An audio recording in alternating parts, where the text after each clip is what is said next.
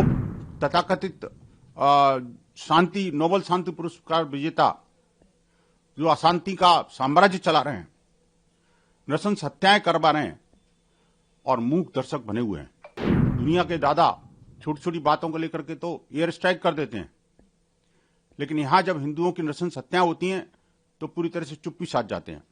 वो ममदानी क्यों नहीं बोलते जो शर्जील इमाम और उमर खालिद के लिए अपनी जान न्यौछावर करते हैं, आंसू बहाते हैं। आखिरकार वो अमेरिका को सेनेटर कहां चले गए? वो उनकी संवेदना क्यों मर गई? बांग्लादेश में जिस तरह से हिंदुओं के विरुद्ध नृशंस हत्याओं का सिलसिला शुरू हुआ है वो थमने का नाम नहीं ले रहा। बेहद गंभीर है कि 18 दिन के अंदर 6 हिंदुओं की नृशंस हत्या कर दी गई। और जो इस्लामिक जिहादी जानवर हैं, किस तरह से जानवरों को भी शर्मसार करके इस तरह की अमानवीय कुकृत्य कर रहे हैं, वो बेहद गंभीर है। अभी देखिए कि किस तरह से कल भी एक व्यापारी की भी नृशंस हत्या कर दी। 40-50 वर्ष की अधेड़ उम्र की महिला जो कि विधवा थी, अपने घर में थी, जिहादियों ने घर में घुस करके न सिर्फ उसके साथ गैंगरेप किया बल्कि उसको जला के मार भी दिया। और कुछ दिन पूर्व लास्ट वीक में ही वो जो व्यापारी खोकन चंद्र दास अपने घर दुकान से लौट रहे थे, वाहन रोक करके चाकुओं से गोदा, पेट्रोल जला के आग लगाई और उसके बाद पौंड में फेंक दिया। इस तरह की अनंत हत्याओं का सिलसिला लगातार जारी है। और इन सब मामलों को लेकर के संपूर्ण बांग्लादेश के जो तथाकथित मानवाधिकारवादी हैं, वो मुस्लिम तंजीमें जो इस्लाम को शांति का धर्म बताती हैं, बांग्लादेश के वो आका और कर्णधार जो कि शासन प्रशासन की दंभ भरते हैं, वो तथाकथित शांति नोबेल शांति पुरस्कार विजेता जो अशांति का साम्राज्य चला रहे हैं, नृशंस हत्याएं करवा रहे हैं और मूक दर्शक बने हुए हैं। बेहद गंभीर मामला है। इसको लेकर के जिस प्रकार का उबाल संपूर्ण विश्व के अंदर होना चाहिए, वो भी कहीं ना कहीं बिल्कुल नदारद है।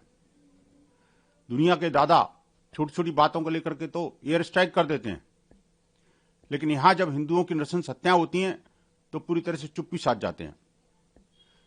आखिरकार वो ममदानी क्यों नहीं बोलते जो शर्जील इमाम और उमर खालिद के लिए अपनी जान न्यौछावर करते हैं, आंसू बहाते हैं।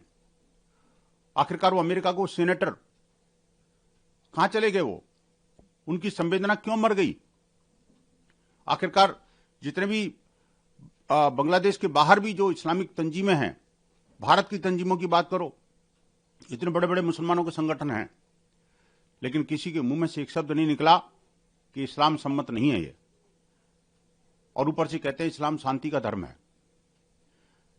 बांग्लादेश के अंदर जिस तरह से आतंकी गतिविधियां इस तरह की बढ़ रही हैं, हिंदुओं के विरुद्ध जिस तरह से एक तरह से युद्ध का ऐलान कर दिया है उन्होंने, और बांग्लादेश वह देश है जो कि कभी मां भारती का अभिन्न अंग हुआ करता था, जिसके कण कण में रोम रोम में मां काली के जयकारे गूंजा करते थे। आज चित्कारियां गूंज रही हैं, हाहाकार हो रहा है। हिंदू वहां का नागरिक होते हुए भी, वहां का सहधर्मी होते हुए भी, सहकर्मी होते हुए भी दोयम दर्जे का नागरिक बना हुआ है। न वो अपने सहकर्मियों के बीच में सुरक्षित है, जिस प्रकार से भी पिछले फैक्ट्री के अंदर एक वर्कर ने दूसरे वर्कर को मार दिया, और न ही व्यापारी के रूप में सुरक्षित है कि जब व्यापारी अपने व्यापार करके निकल रहा था तो उसको नृशंस हत्या कर दी। न महिलाएं सुरक्षित हैं, न मंदिर सुरक्षित हैं, न उनके घर दुकान मकान सुरक्षित हैं, और तो और हमारे देवी देवताओं को भी जिस तरह से तोड़ा फोड़ा जा रहा है, वहां पर जिस तरह से मंदिरों पर हमले हो रहे हैं, जिस प्रकार से गांव के गांव घर के घर जलाए जा रहे हैं, घरों में बाहर ताला लगा करके, और जिस प्रकार उनको आग लगा दी जाती है, कब तोड़ेंगे ये चुप्पी? ये यूनाइटेड नेशंस बना किस लिए था? सिर्फ दादाओं की दादागिरी को सपोर्ट करने के लिए क्या? United Nations for human right वो कहां है?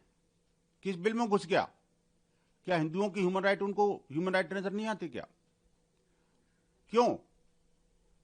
क्योंकि अपराधी जिहादी वृत्ति के हैं, यूएन ने वो रेजोल्यूशन तो पारित कर दिया इस्लामोफोबिया का, लेकिन यहां तो काफिरोफोबिया हावी है। वो काफिरोफोबिया के चक्कर में संपूर्ण विश्व को ये दहलाने की कोशिश की जा रही है। और बांग्लादेश तो जैसे हिंदुओं का कब्रगाह बन गया है। बांग्लादेश में जिस तरह से जिहादियों का शासन खुलेआम चुनौती देकर के, दुनिया को चुनौती देकर के काम कर रहा है, वो बेहद गंभीर है। इस पर विराम लगना चाहिए।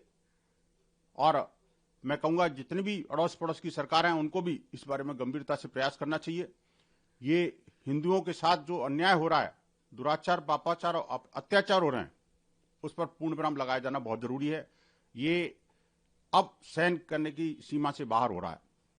मैं समझता हूँ कि ये सारे विश्व के लिए और जिन सिद्धांतों को हम प्रिय मानते हैं, लोकतंत्र, धार्मिक स्वतंत्रता, बोलने की आज़ादी, इन सब के लिए भी सबको एक चुनौती है।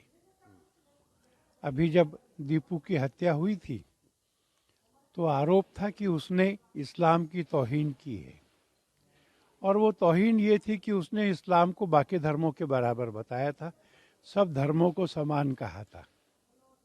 वहाँ लगातार लोग मारे जा रहे हैं, यातना दे के मारे जा रहे हैं, कैमरों के सामने हजारों की भीड़ के द्वारा। मैं प्रतीक्षा कर रहा हूँ कि भारत के मुसलमान इस पर प्रतिक्रिया देंगे। मुस्लिम संगठन जो धार्मिक आज़ादी की बात करते हैं, धर्मों की बराबरी की बात भारत में करते हैं, वो बांग्लादेश के बारे में भी करेंगे। अभी तक उनमें से किसी का बयान हमने देखा नहीं, ना जमात का, ना जमीयत का, ना देवबंदियों का, ना बरेलवियों का। एक प्रश्न चिन्ह खड़ा हो रहा है। मैं समझता हूँ कि विश्व भर के हिंदुओं को संगठित करने का हमारा प्रयत्न, पूरी दुनिया में इन अत्याचारों का विरोध करना और पाकिस्तान और बांग्लादेश पर यह दबाव बनाना कि वो हिंदुओं की सुरक्षा के लिए व्यापक प्रबंध करे, ये आवश्यक है। बांग्लादेश में जब भी चुनाव नज़दीक आते हैं तब ये घटनाएं होती हैं। जब मोहम्मद यूनुस पहली बार ढाका आए थे तो उन्होंने वचन दिया था कि वो रक्षा करेंगे, पर वैसा हुआ नहीं है। वहाँ की स्थिति चिंताजनक है। हम अपना प्रयत्न जारी रखेंगे। लगातार 6 हिंदुओं की वहाँ पर हत्या कर दी गई है, और कल भी वहाँ पर एक किराना व्यापारी और एक पत्रकार को मारा गया। ये लगातार होती हुई हिंसाएं आज़ादी के समय से, उसके पहले से चल रही हैं। जिस समय भारत आज़ाद हुआ, महात्मा गांधी यहाँ नहीं थे, वो नोआखली में थे जहाँ हिंदुओं के साथ अत्याचार हुआ था। इसको समझने के लिए ये जानना पड़ेगा कि कुछ लोग अपना धार्मिक विश्वास मानते हैं कि जिहाद करना है, हिंसा करनी है, हत्या करनी है। ये केवल कानून व्यवस्था नहीं, ये एक वैचारिक चुनौती है। और सबको ये समझना पड़ेगा कि जिहाद की जो हिंसा की कंसेप्ट है, ये पुरानी हो गई है और वर्तमान जगत इसको स्वीकार नहीं कर सकता। कम कैसे होगी, रुकेगी कैसे भाई साहब? क्या इस तरह के कदम उठाने चाहिए इस तरह की हिंसा? पूरे दुनिया को इसके लिए करना पड़ेगा।